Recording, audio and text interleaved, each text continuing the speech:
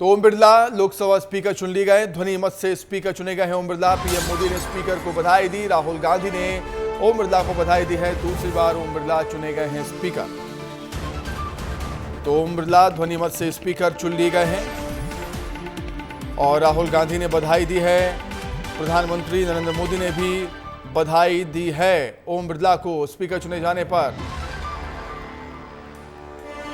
ये तस्वीरें आपके सामने। आसंदी तक छोड़ने गए प्रधानमंत्री मोदी और नेता प्रतिपक्ष राहुल गांधी ओम बिरला को, और वहां पर ही पीएम मोदी ने और नेता प्रतिपक्ष राहुल गांधी ने शुभकामनाएं दी थी, बधाई दी थी ओम बिरला को, जो कि दूसरी बार लोकसभा के स्पीकर चुने गए हैं। आदरणीय अध्यक्ष जी, मेरी तरफ से आपको शुभकामनाएं हैं, लेकिन इस पूरे सदन की तरफ से भी आपको अनेक अनेक शुभकामनाएं। अमृत काल के इस महत्वपूर्ण कालखंड में दूसरी बार इस पद पर विराजमान होना बहुत बड़ा दायित्व आपको मिला है, और आपका 5 वर्ष का अनुभव और आपके साथ हम लोगों का 5 साल का अनुभव, हम सबका विश्वास है कि आप आने वाले 5 साल हम सबका मार्गदर्शन भी करेंगे। Sir, I'd like to congratulate you for your successful election, for the second time that you have been elected. I'd like to congratulate you on behalf of the entire opposition, on behalf of the India Alliance. Because, sir, the opposition would like to assist you in doing your work. Lok Sabha के नवनिर्वाचित अध्यक्ष जी को मैं बहुत बहुत बधाई और शुभकामनाएं देना चाहता हूं। जहां प्रधानमंत्री जी और हमारे साथी लीडर ऑपोजिशन ने आपको बधाई दी है, वहीं मैं भी उनसे जुड़ करके आपको बधाई देना चाहता हूं। आप इस सदन के स्पीकर दोबारा चुने गए हैं। आपके पास 5 साल का जहां अनुभव रहा है, वहीं आपके पुराने और नए सदन का भी आपको अनुभव रहा है।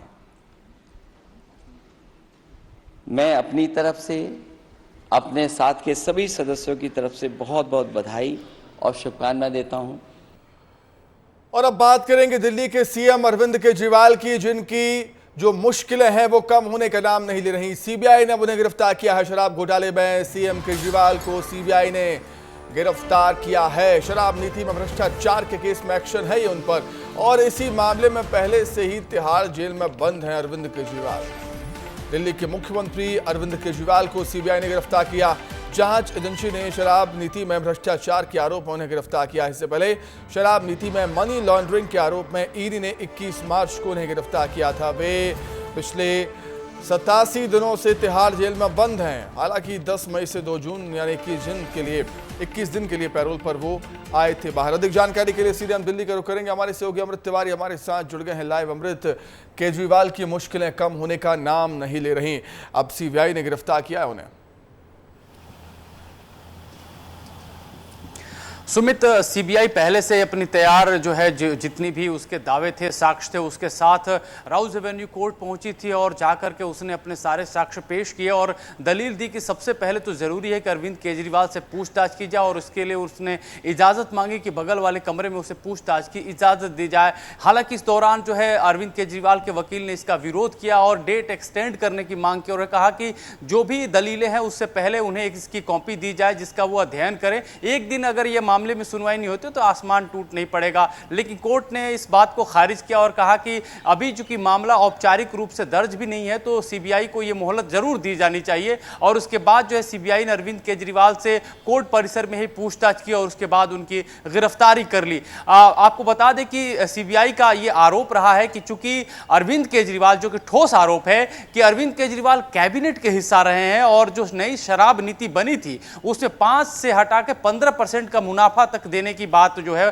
सीबीआई ने कही है। और जब ये दिया जा रहा था तब अरविंद केजरीवाल अहम भूमिका में थे, कैबिनेट में वो शामिल थे, मुख्यमंत्री थे, तो उनके बिना पे ही हर फैसला लिया जा रहा था। लिहाजा अगर कोई कहे कि इस फैसले में अरविंद केजरीवाल को कोई जानकारी नहीं है तो यह बेहद ही बेतुकी बात होगी। इसलिए जो सीबीआई ने अपनी जो मेन बात कोर्ट के सामने रखी कि ये कैबिनेट के हिस्सा रहे हैं, इसलिए इनके खिलाफ कार्रवाई तो बनता ही है। और जो एविडेंस है, चाहे वो पोटेंशियल एविडेंस हो चाहे वो ठोस एविडेंस हो, वो अरविंद केजरीवाल के अगेंस्ट है, दिखाई दे रहे हैं, वो स्टैंड कर रहे हैं। अब इसके बिना पे कोर्ट ने जो है सीबीआई की दलील को सुना, माना और अब अरविंद केजरीवाल जो है सीबीआई के शिकंजे में है। ठीक है अमृत, बहुत शुक्रिया, बहुत धन्यवाद जुड़ने के लिए, तमाम जानकारी के लिए, बातचीत के लिए बहुत शुक्रिया। रायपुर से खबर, साय कैबिनेट जल्द ही अयोध्या जाएगी। सीएम विष्णुदेव साय के सभी मंत्री अयोध्या जाएंगे। सीएम विष्णुदेव साय भी जाएंगे अयोध्या रामलला के दर्शन करने के लिए और डिप्टी सीएम अरुण साव ने इस बात की जानकारी दी है। तो साय कैबिनेट जल्द ही अयोध्या जाएगी। सीएम विष्णुदेव साय समेत सभी मंत्री अयोध्या जाएंगे। अयोध्या में श्री राम लला के दर्शन करेंगे। डिप्टी सीएम अरुण साव ने जानकारी दी। अयोध्या दर्शन के लिए मंत्रिपरिषद को जाना है। प्रारंभिक तौर पर जो बातचीत हुई थी बहुत ही शीघ्र तिथि निर्धारित होगी। हम सब रामलला के दर्शन के लिए जाएंगे। और इसी खबर पर अधिक जानकारी के लिए हम बातचीत करेंगे। हमारे सहयोगी खोमन साहू हमारे साथ रायपुर से जुड़ रहे हैं। खोमन, निश्चित तौर पर बेहद गौरवशाली पल हम कहेंगे साय कैबिनेट के लिए। रामलला के दर्शन करने के लिए सभी मंत्री जाने वाले हैं और विष्णुदेव साय खुद जाएंगे।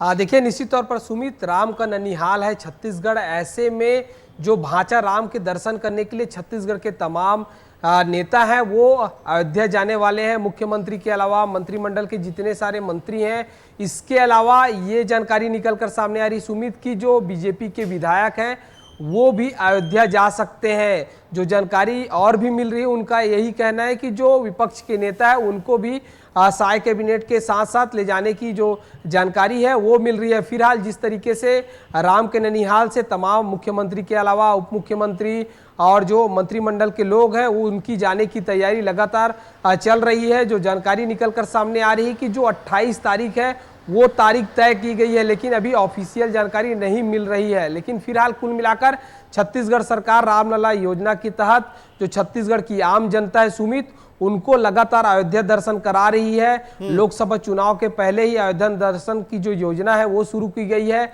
अभी तक 50,000 से ज्यादा लोगों को अयोध्या दर्शन छत्तीसगढ़ सरकार करा रही है। अब छत्तीसगढ़ सरकार के मंत्री, मुख्यमंत्री खुद अयोध्या दर्शन करने जाने वाले हैं। जी ठीक है खोमन, बहुत शुक्रिया, बहुत धन्यवाद जुड़ने के लिए, तमाम बातचीत के लिए आपका बहुत धन्यवाद। आगे बढ़ेंगे। अब सीएम डॉक्टर मोहन यादव ने दिल्ली में जल शक्ति मंत्री CR पाटिल, राज्य मंत्री वी सोमन्ना और राजभूषण चौधरी से मुलाकात की। सीएम डॉक्टर मोहन यादव ने तीनों से श्रम शक्ति भवन में सौजन्य भेंट की है। तस्वीरें आपके सामने हैं और सीएम डॉक्टर मोहन यादव दिल्ली के दौरे पर हैं। लगातार वो मंत्रियों से मुलाकातें कर रहे हैं। उसी कड़ी में जल शक्ति मंत्री CR पाटिल से उनकी मुलाकात हुई है। राज्य मंत्री वी सोमन्ना और राजभूषण चौधरी से भी मुलाकात की है। मध्य प्रदेश के मुख्यमंत्री डॉक्टर मोहन यादव ने और तीनों से श्रम शक्ति भवन में सौजन्य भेंट हुई। उज्जैन में पंडित प्रदीप मिश्रा के खिलाफ थाने में शिकायत दर्ज हुई है। महामंडलेश्वर सुमनानंद गिरी ने शिकायत दर्ज कराई है और आरोप लगाए हैं धार्मिक भावनाओं को आहत करने के। महामंडलेश्वर सुमनानंद गिरी ने शिकायत दर्ज कराई है। उज्जैन में पंडित प्रदीप मिश्रा के खिलाफ थाने में शिकायत दर्ज हुई है उनकी और धार्मिक भावनाओं को आहत करने के आरोप लगाए गए।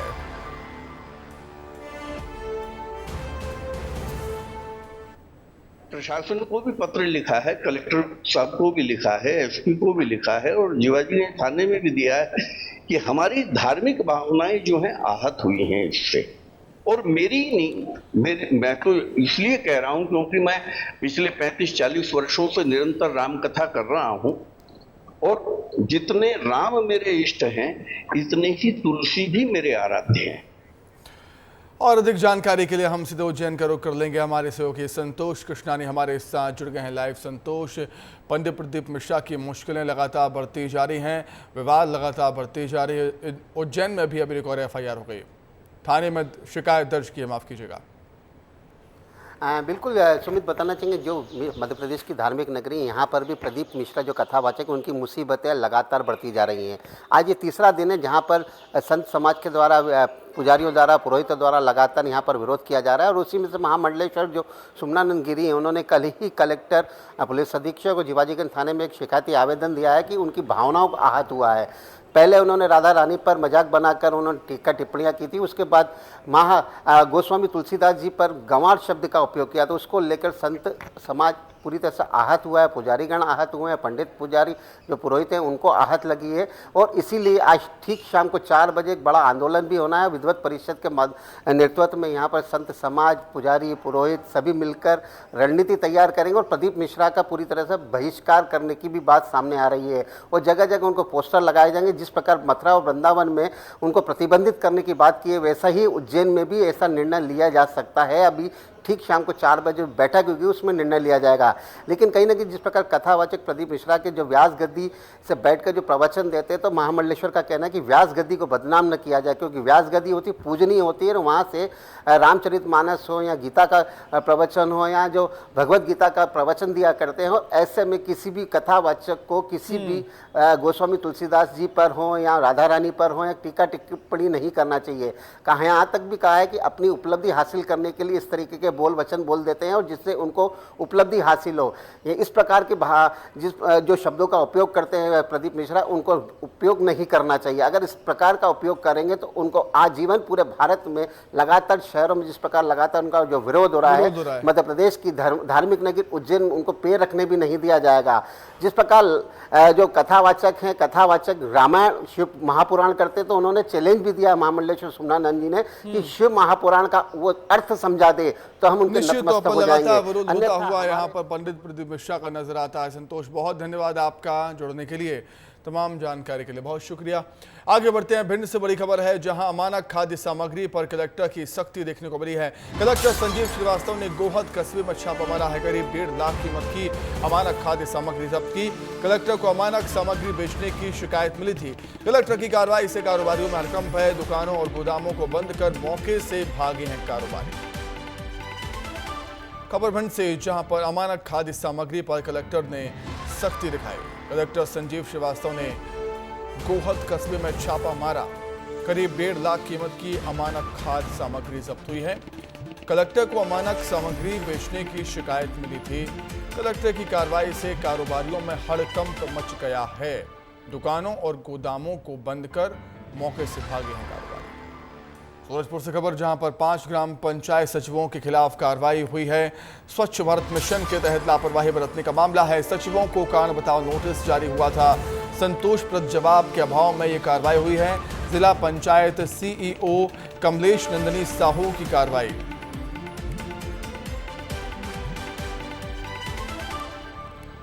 तो 5 ग्राम पंचायत सचिवों के खिलाफ यह कार्रवाई हुई है और स्वच्छ भारत मिशन के तहत लापरवाही बरतने पर कार्रवाई हुई है 5 ग्राम पंचायतों के सचिवों पर। वहीं लाहौर में बीते दिन व्यापारी के साथ लूटपाट का मामला सामने आया, जहां बदमाशों ने व्यापारी को गोली भी मारी। घटना में 2 लोग गंभीर रूप से घायल हो गए हैं, जिसके विरोध में आज लाहौर बाजार बंद कर दिया गया है। साथ ही थाने में थाना प्रभारी को ज्ञापन भी सौंपा गया। तो लाहौर में बीते दिन व्यापारी के साथ लूट की घटना को अंजाम दिया गया था। बदमाशों ने गोली भी चलाई थी। घटना में 2 लोग गंभीर रूप से घायल हो गए थे, जिसके विरोध में आज लाहौर बाजार बंद किया जा रहा है। छतरपुर में बचपन से अपने माता पिता को झगड़ता देख बड़े हुए मासूम बच्चों को दोनों का प्यार एक साथ नहीं मिल पा रहा था, जिसके चलते मासूम बच्चों ने अपने माता पिता के झगड़े को ख़त्म कराने के लिए शासन की मदद लेने का मन बनाया और महिला थाना जाकर माता पिता के बीच चल रहे झगड़े की जानकारी दी। बच्चों से मिली जानकारी के आधार पर महिला थाना के अधिकारियों ने तत्काल ही पति पत्नी सहित परिवार के अन्य लोगों को महिला थाना बुलाकर दोनों की सुलह करवाई। अपने मम्मी पापा का राजीनामा कराने कि मतलब मम्मी पापा लड़ाई नहीं करे और अपने अच्छे माहौल में रहे। और जो यहाँ पे जो मैम है उनने हमारी अच्छे से बात भी सुनी है और मम्मी पापा को बुलवाया भी है और बात चल रही है अंदर। झाबुआ के ढेकल गांव में बिजली का पोल टूट जाने की वजह से 5 दिन से पूरे गांव की लाइट कट गई है। अंधेरा है वहां पर।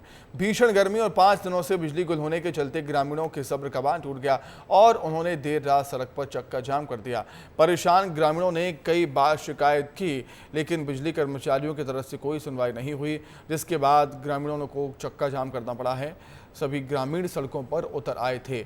वहीं गाँव के ही कुछ वरिष्ठ नागरिकों की समझाइश के बाद चक्का जाम खोल दिया गया। कांकेर के डुमली गांव में उस समय हड़कंप मच गया जब इलाके में तेंदुआ टहलता हुआ दिखाई दिया। ग्रामीणों ने तेंदुए की जानकारी वन विभाग को दी, जिसके बाद से वन अमला अलर्ट हो गया। दरअसल कुछ दिन पहले ही चिनार गांव में एक तेंदुए ने महिला पर हमला कर दिया था, जिसके बाद से ग्रामीणों में दहशत का माहौल है। जांजगीर के ऑडिटोरियम में नए कानून कार्यशाला का आयोजन किया गया। कार्यशाला में जांजगीर चांपा विधायक व्यास कश्यप, अकलतरा विधायक राघवेंद्र सिंह, नगर पालिका अध्यक्ष भगवान दास गढ़ेवाल, कलेक्टर आकाश शिकारा और एसपी विवेक शुक्ला मौजूद रहे। इस बीच नवीन कानून को लेकर चर्चा की गई और प्रावधानों की जानकारी दी गई। शासन के निर्देशानुसार 1 जुलाई 2024 से आईपीसी, सीआरपीसी और एविडेंस एक्ट के स्थान पर भारतीय नागरिक संहिता, भारतीय नागरिक सुरक्षा संहिता और भारतीय न्याय संहिता ये लागू की जा रही हैं, जिसकी तैयारियां काफ़ी दिनों से चल रही थी। इसी संबंध में समाज के सभी वर्गों को जागरूक करने, उन्हें जो नए उपबंध लागू हो रहे हैं, नए प्रावधान किए जा रहे हैं, उसके संबंध में लोगों को जानकारी रहे, वे अपने अधिकारों के प्रति जागरूक रहे, इसके लिए कार्यशाला आयोजित की गई थी। केंद्र ने जो प्रस्ताव भेजा है, जो 1 जुलाई से पूरे भारतवर्ष में लागू होगा, छत्तीसगढ़ के में ही अपन निहित हैं। पर मुख्य विषय यह है कि भाई दंड संहिता को न्याय संहिता बनाया गया है, पर न्याय नागरिकों को कितना मिलता है यह देखना है, यह महत्वपूर्ण विषय है।